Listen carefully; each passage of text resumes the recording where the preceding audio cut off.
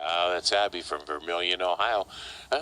Speaking of prehistoric times and places where, safety is a secondary thought, from the land of the primordial ooze, oh yes, where the tar pits are still active and there's brontosauruses, tyrannosauruses, and chevysauruses falling into them all the time. The land that time forgot. No, not Jurassic Park. Silver Springs, Nevada. We have Aaron on line 2. Hey, Aaron. What's up? Safety? We don't need no stinking safety. Come on. Yeah, does a high school team out there even wear pads and helmets? I don't think they need them. Okay. I mean, they're pretty tough kids out there. You know, they're country kids.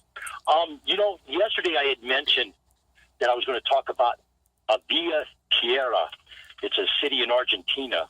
But something developed yesterday in the property preservation industry that bumps that out of the way on the GMO front. Anyways, Matt Steppen, about 3 years ago, he sent the spec sheets for a service, and this service has been going on, and I spoke about it the other day. It's called a HIPper, where they backfeed electricity into a property. And HUD yesterday clarified what they want. HUD actually does want some kind of test done to test the electrical sockets, to test this, but they never specified backfeeding. BLM company created this backfeeding procedure as a service, and instead of everybody going through some steps, let's check with OSHA, let's do this, let's talk with the state governments or anything. They just said, oh, no, we're part of NAMFS, and we can do whatever we want.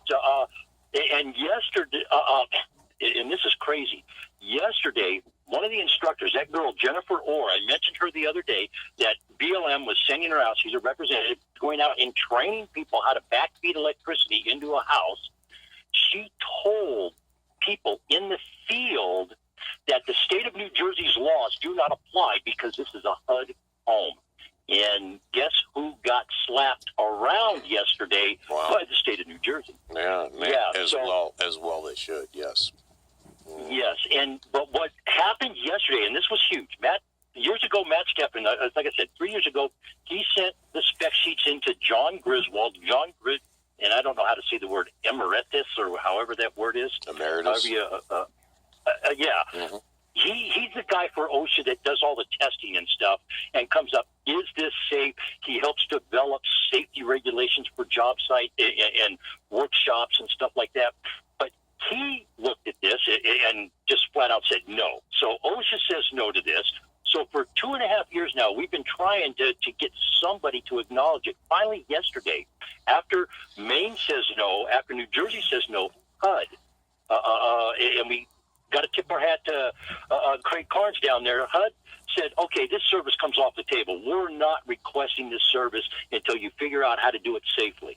And so we got to tip our hat to HUD, and it's right there. And if it wasn't for Paul, you got to tip your hat to Paul Williams and Foreclosure Pedia over there, because this guy, he's been tenacious. He's been a bulldog and a couple others in the industry that are starting to come to fruition. And, of course, the big issue is that employee independent contractor issue, and we'll see how that plays out coming up, because that's winding through the courts, and it's not favorable to the companies in the property preservation industry, the order mills, as we call them, that just want to take advantage of labor and sometimes not even pay them.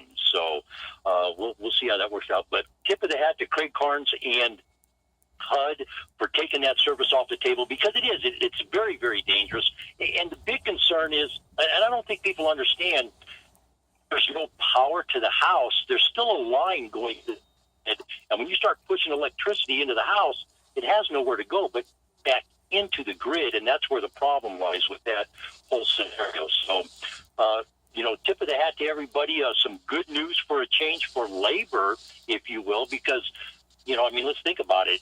If you had a foreclosed home next door to your house, and would you want somebody coming in there and sticking electricity into it that didn't know what the heck they were doing? Well, I wouldn't, and I'm at a loss as to why they would even do something like that. It makes absolutely no sense to me. That should be done during a home inspection when the home is in escrow, and part of that is exactly, and turning that's on what the we've utilities. been saying for 5 years. Yeah, you're exactly right, Dennis. That's when it should be done, not by somebody doesn't know what the heck they're doing. Well, and the problem that I'm seeing, they're trying to save money by turning the power off. They're supposedly winterizing those homes. They did anyway. And then they don't want to turn power on because you don't want to do anything to knock off that winterization. I mean, your water heater, your systems, everything there is theoretically winterized. When you put power in there, Correct. It makes absolutely no sense to me, because even if you tested it today, corrosion or something when it went into escrow would make that house fail a home inspection, and who knows how long it's at. And this is one of the issues that we've been screaming about in the property preservation. And you touched on a couple services: winterization, roofing, the electrical issue. These are all specific trade labor. They're skilled trades, is what they are. And in the property preservation industry, they circumvent a licensed electrician, a licensed roofer, a licensed plumber by having all these untrained people do the work. And instead of paying for a winterization service because it's being done correctly by plumbers and they're inspecting the system, et cetera, they're getting somebody to do it for $35. Mm-hmm. So think about that right there. Megan has a question for you. Well, the problem I see with that is that these people aren't even covered by workman's comp, and they're in there playing with electricity. And yes and no on that sometimes, Megan. It depends on the laws in the state. Some places, like even here in Nevada, if you are a sole proprietor, you can get a workman's comp waiver. You're waiving insurance on yourself is what you're doing.